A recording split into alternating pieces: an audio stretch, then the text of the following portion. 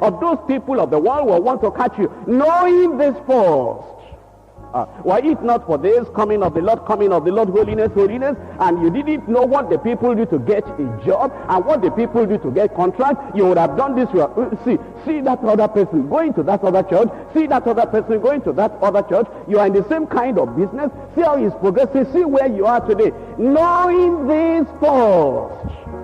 Didn't you get married the same time when so and so got married? Did they not do the wedding in the same district, in the same locality with you? How many children, do they have now? Don't they have 3 or 4? How many have you got now? When that is about to have pressure on your mind, on your heart, knowing this first. All those other things you think you know, you think you want to know, they're not the essential things. They're not the most important things. They're not the priority. There is something first you need to concentrate upon. And even those of us who are here, even myself as I'm standing here, and they ask me questions in other places. And sometimes the devil would like to make you sad. They ask, some people came over here to the country. And they asked a particular church, because that other person, they wanted to have a big program, they wanted to have this and that. And they asked, that other church, they said, do you know so-and-so, referring to me of Deeper Life? And that other church said, no, we don't know that man. Do you know about his church? No, we don't have information about his church. And eventually when I got to that country, and they were talking to, they said, do you know so-and-so? I said, I know him. What does he? I said, he's a respectable pastor. He comes up in the newspapers. Everybody knows him in Nigeria. He has big programs. So you know him, but he doesn't know you.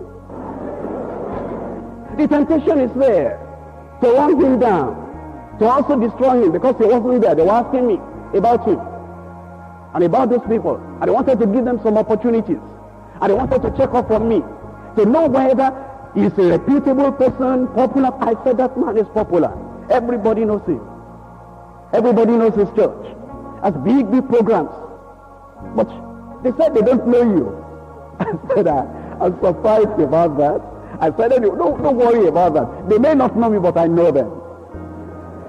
The temptation is there for you to build up yourself and to become proud and to retaliate.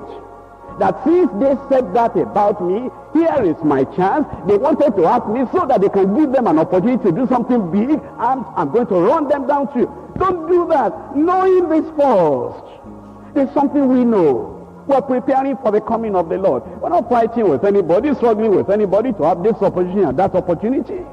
Knowing this first, that there shall come in the last days scoffers. Know that. So that it's not everybody carrying the Bible. It's not everybody talking to you. You will just run after. This is the first thing to know. False prophets will come in the last days. False teachers will come in the last days. And some people will depart from the faith in the last days. Know that first. And some scoffers will come. Some people that are very clever in putting forth arguments will come. Know this first. And you recognize that those scoffers and those deceivers are walking in a sinful way. Here is, look at 1 Timothy chapter 4. 1 Timothy chapter 4, verses 1 and 2. Now the Spirit speaketh expressly that in the latter times some shall depart from the faith, giving heed to seducing spirits and doctrines of devils. Some shall depart from the faith, and they will give heed to seducing spirits and doctrines of devils, speaking lies in hypocrisy, having their conscience seared with a hot iron. That is, know this first, know this first, know this first. You can keep on doing something wrong, doing something wrong, doing something wrong, and do that thing repeatedly so much, it hardens your conscience. And you are no more open to the voice of the Spirit of God. And you will think that all those other people that easily feel guilty, they easily feel condemned, whenever they do something, these small things they do, and they are feeling guilty. You say, what's the matter with them? They are not strong-minded. Oh, it's not that you are strong-minded. It's because the devil has used the hot iron to sear your conscience. That's it. When you do something wrong, And you repeat it and repeat it and repeat it until it doesn't bother your conscience anymore. The devil is trying to seal your doom.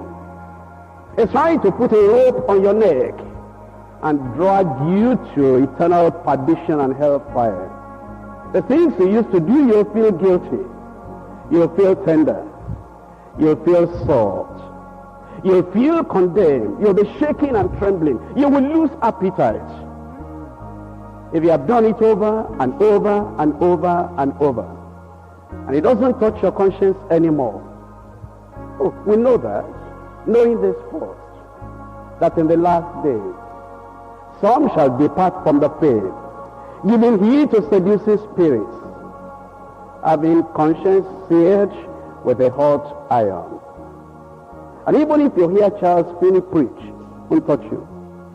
Wesley may come back and preach, won't bother you. And the conscience and the heart is so hard. Don't you know when things happen like that, and your conscience is like that today, knowing this first, that this is what will happen in the last days. You better be very careful. In 2 Timothy chapter 3, 2 Timothy chapter 3, from verse 1, this know also, that in the last days perilous times shall come. For men shall be lovers of their own selves, covetous, boasters, proud, blasphemers, disobedient to parents. Look up here. I thank God that God has helped us in this church. That even though there are people that will try to shut our mouth and tell us, don't say that again.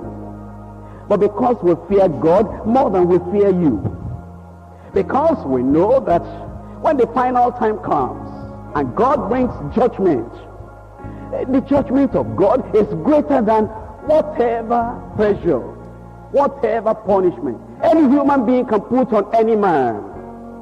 Whenever we encourage children to be obedient to their parents, there are some people that will deliberately take delight in going to those children and saying, don't listen to that. The teenagers and the youths of today are not like the teenagers of 50 years ago. That obedience to parents, that's of 50, 40 years ago. Today, here is how young people do it. And whenever we tell young people that they should be obedient to the leadership in the church, obey your parents in the Lord.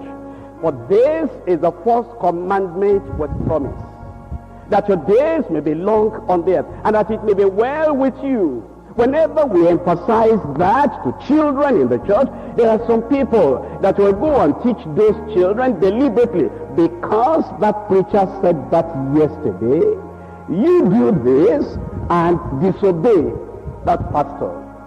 So that when he realizes that the more he says it, the more you young people rebel, eventually he will give up and say, there is no way in this.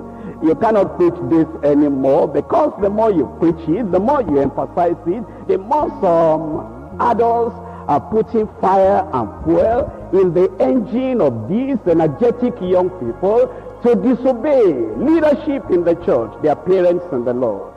It's the spirit of the last days that comes upon such adults and such young people.